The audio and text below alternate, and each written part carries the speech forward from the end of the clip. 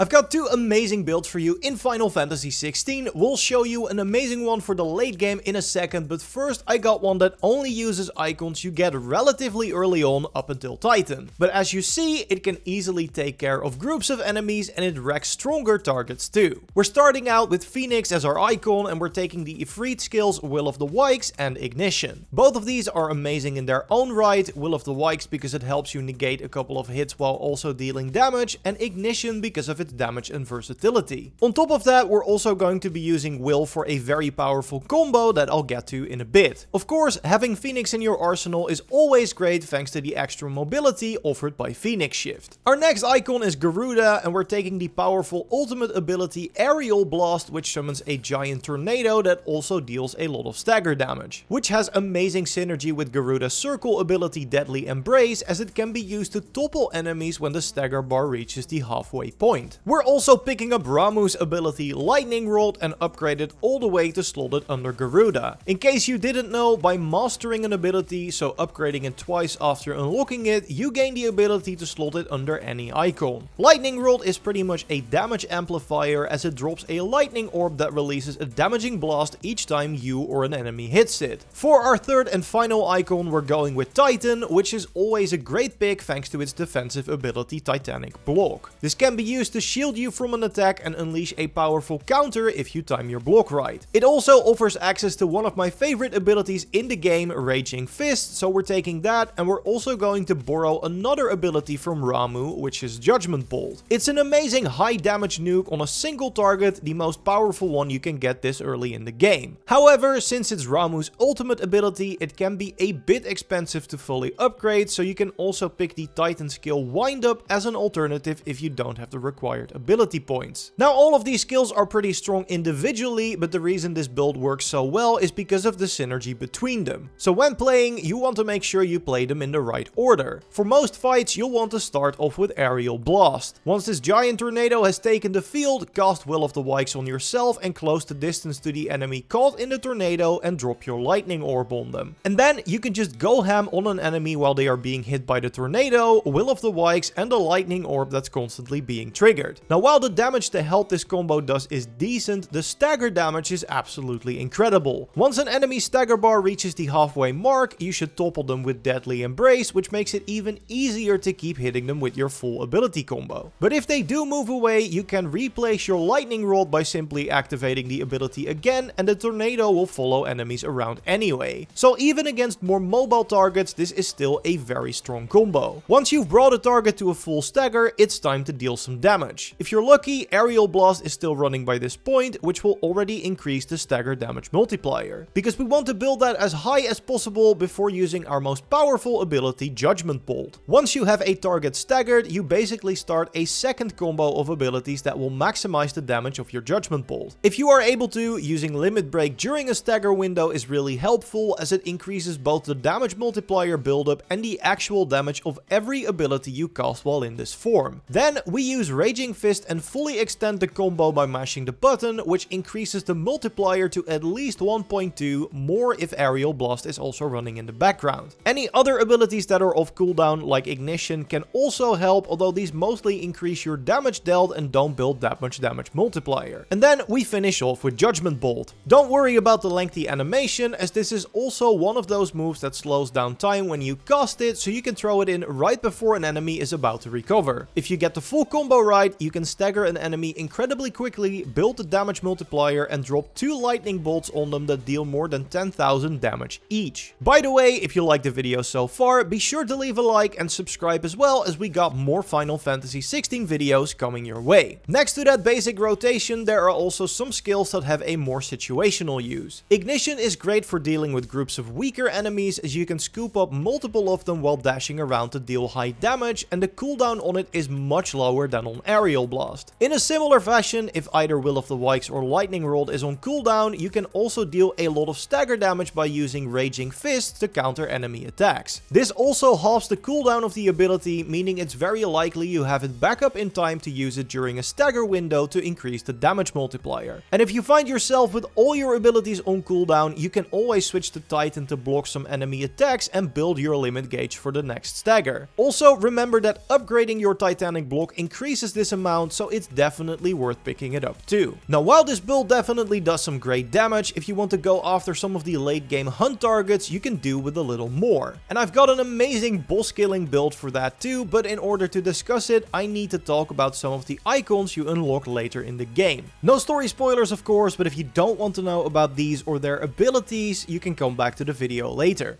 Alright, if you're still here, this boss killing build that's also surprisingly good at clearing out groups consists of Odin, Shiva and Bahamut. For Odin, it's all about filling up the Zantetsuken gauge as quickly as possible, so you want to master Arms of Darkness so the gauge can go up to 5 instead of 3, and then get the upgraded versions of Heaven's Cloud, which allows you to slash and dash by repeatedly pressing the button, and Dancing Steel, a long string of attacks with a bit of a wind-up animation. These abilities work great on single targets and on groups, and if you use both of them, you will build enough charge to fill the Zantetsuken meter all the way to level 5. For Shiva, we're mostly picking it for her amazing circle ability Cold Snap, which lets you dodge an enemy and freeze them in place. We're also taking the powerful AoE ability Diamond Dust, which snap freezes enemies and then bursts a wave of ice crystals from the ground, and we're borrowing Ramuh's Lightning Rod again, although for a different purpose this time. Finally, for Bahamut, we're going for Giga Flare, arguably the best single target damage ability